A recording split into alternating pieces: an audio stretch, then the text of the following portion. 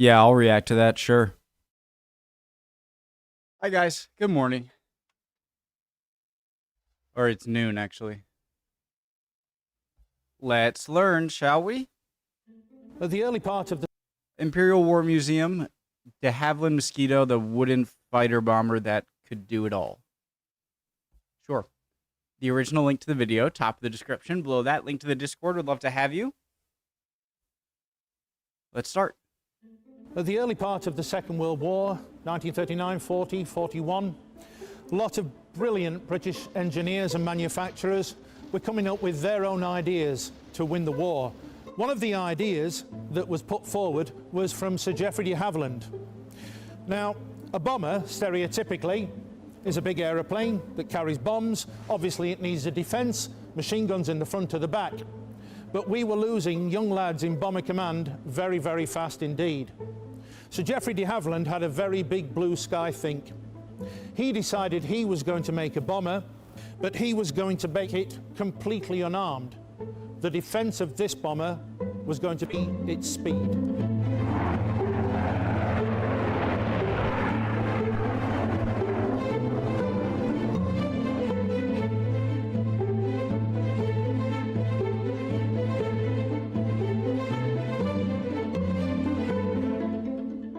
Mr. de Havilland made some ideas, put some drawings down and sent them off to the government. The government had a look at him, but like so many other designs, at the time, Mosquito, as was going to be the name, was chosen to be discontinued. Mr. de Havilland was not happy. He had his manufacturers, had his own factory, had his own workers, and he wasn't short of a bob or two. So he decided to go ahead with his own project. He believed in his idea. Now everybody's...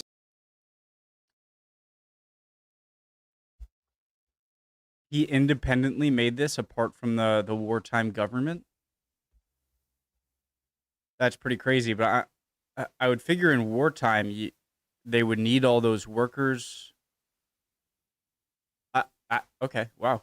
He's handing in metal, pots, pans, railings and gate posts to get melted down to turn into aeroplanes like Spitfires. But Sir Geoffrey de Havilland had his idea that he would make his aeroplane out of wood. Construction was of wood, and this was revolutionary for first-class British aircraft. But wood was chosen for three main reasons: for quick production, to use fresh material supplies, and to employ a new group of labor. Wood construction also gave this plane more buoyancy in the event of coming down on water, and in place of the clang of metal is the sound of carpentry. In place of sparks, there's sawdust. Nothing strange about a wood. Would a wooden plane be lighter necessarily? Because obviously you think, all right, metal is going to be heavier, but it's not as if it's very thick metal. An aeroplane a long time ago, but this is the Second World War. We're in modern times. If this aeroplane is going to go up against a German fighter like the Messerschmitt 109, a lethal aeroplane, the wood is going to have to be very streamlined and very strong. He started experimenting with very thin layers of veneer, some balsa wood, pressing them down with some fish-based glue over some upside-down jigs, books, looking like an upside-down boat. He pressed them over and moulded them down, popped them off, and he had two semicircles. Put the two semicircles together, you have one long tube, or fuselage, if you will. Just enough room for one pilot, his navigator, and a lot of bombs. He'd got a fuselage. He decided to try the same with wings, but of course, if this aeroplane is going to be fast, you need powerful engines. It's got to be manoeuvrable to get away from the German fighters.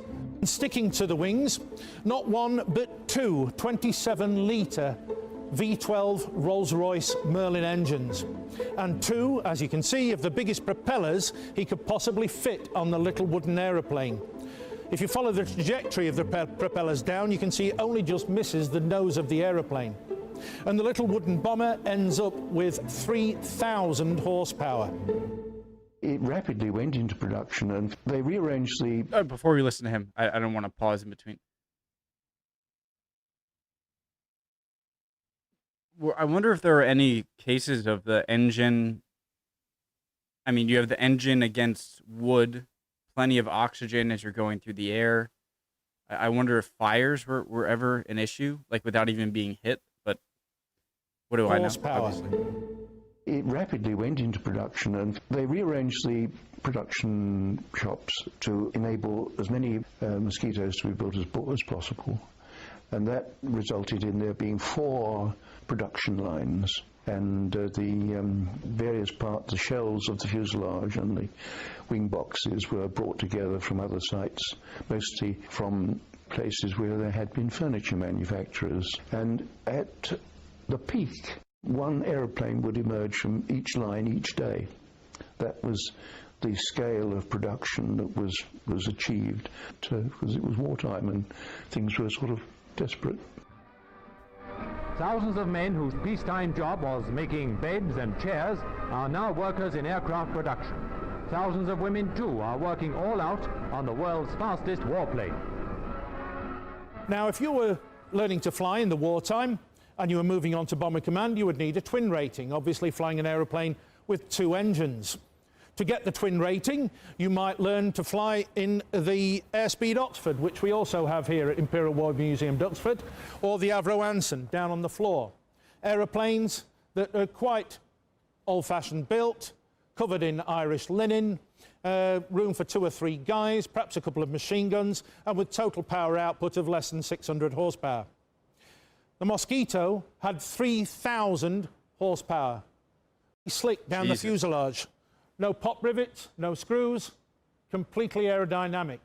A prototype was made, W4050, and 1 or 2 other prototypes were sent here to Duxford to the Air Fighting Development Unit outside of the south side of Hangar 3. Nothing new about a new aeroplane showing up outside on the grass for Duxford for testing, a little twin-engine bomber. But this aeroplane, no armament, the test pilots were scratching their head.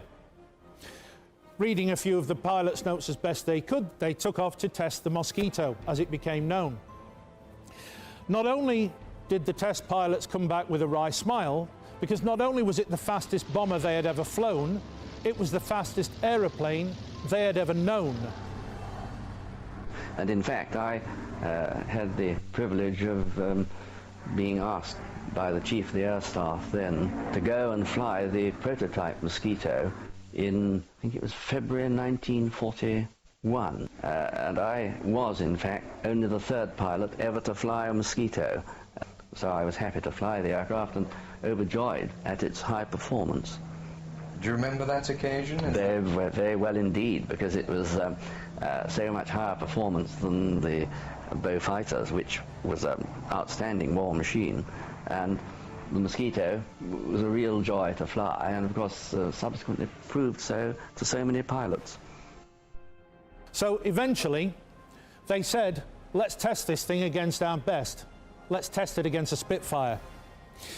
The contemporary Spitfire in 1941 was a Mark V Spitfire.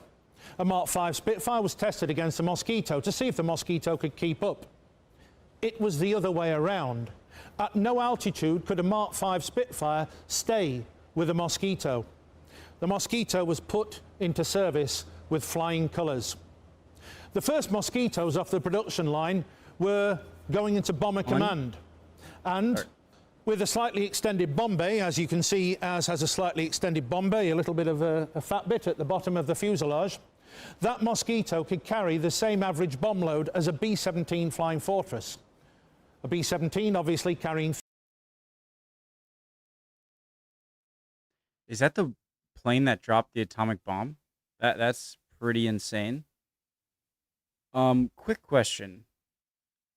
So as opposed to having the propeller, a single propeller on the nose of the aircraft, wouldn't it affect the aerodynamics?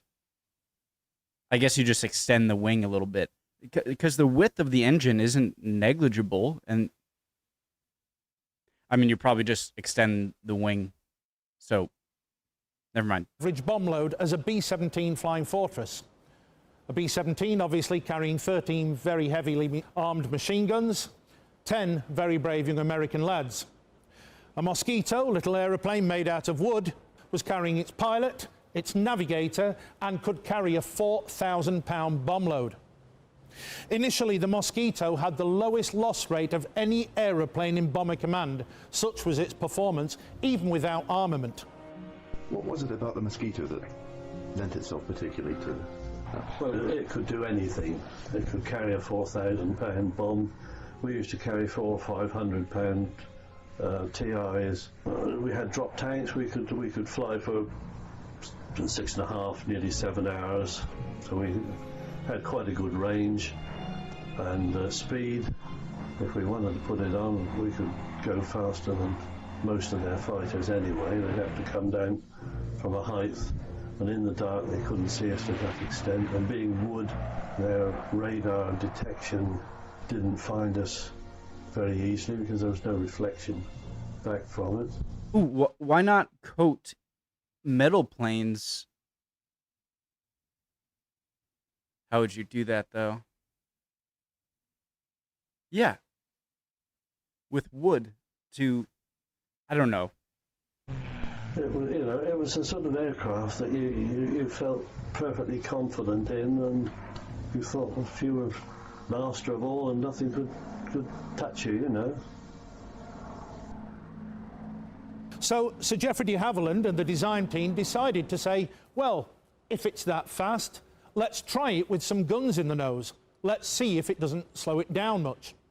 So, in the nose, they placed 4 303 British machine guns, Browning machine guns. Where? What? 303 round.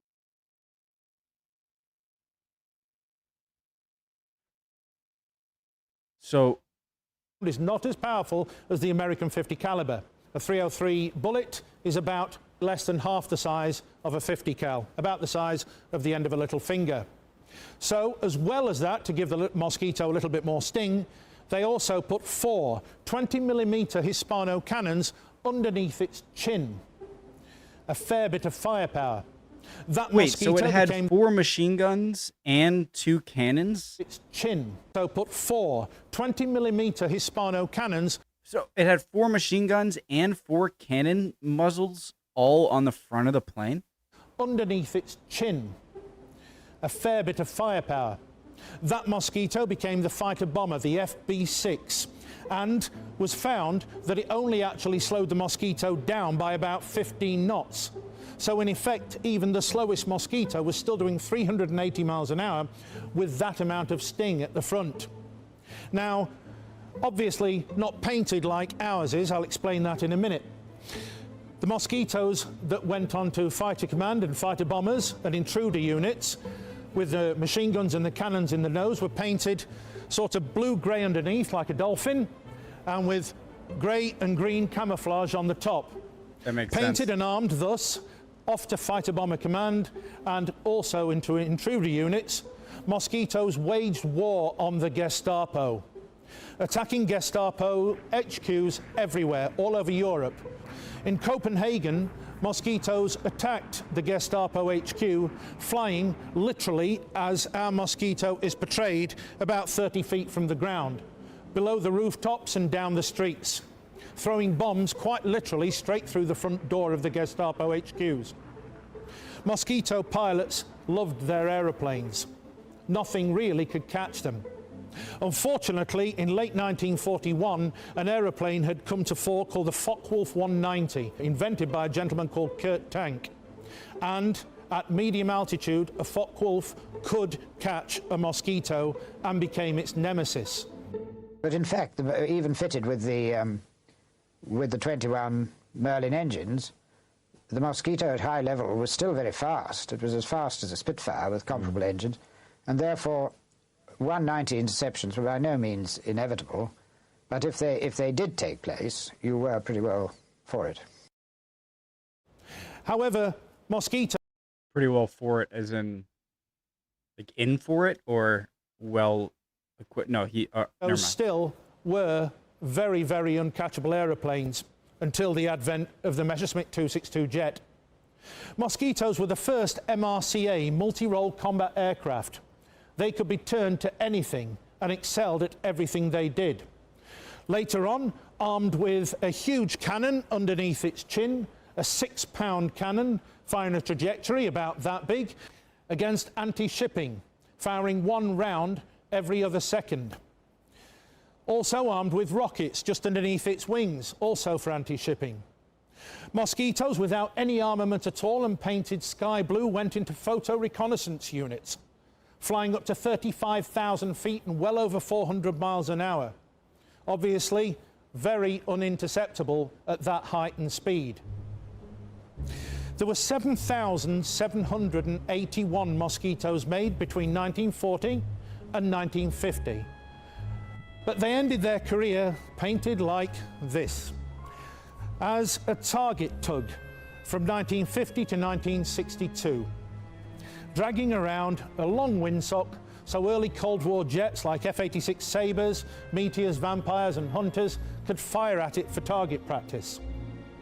But I prefer to remember the mosquito, painted like a dolphin, armed to the teeth, screaming down streets and scaring the life out of the Gestapo.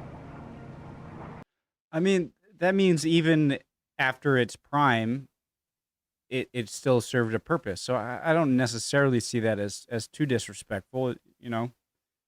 I mean, what about painting them black during the night? Not painting them black, but having a black plane that does night raids to blend in with the sky. Maybe not. I don't know. Just a thought. Love the video. Hope you guys are doing well. Love the channel, Imperial War Museum. Yeah, appreciate any questions answered or just any comments in general. Yeah, I'll see you guys next time. Bye, guys.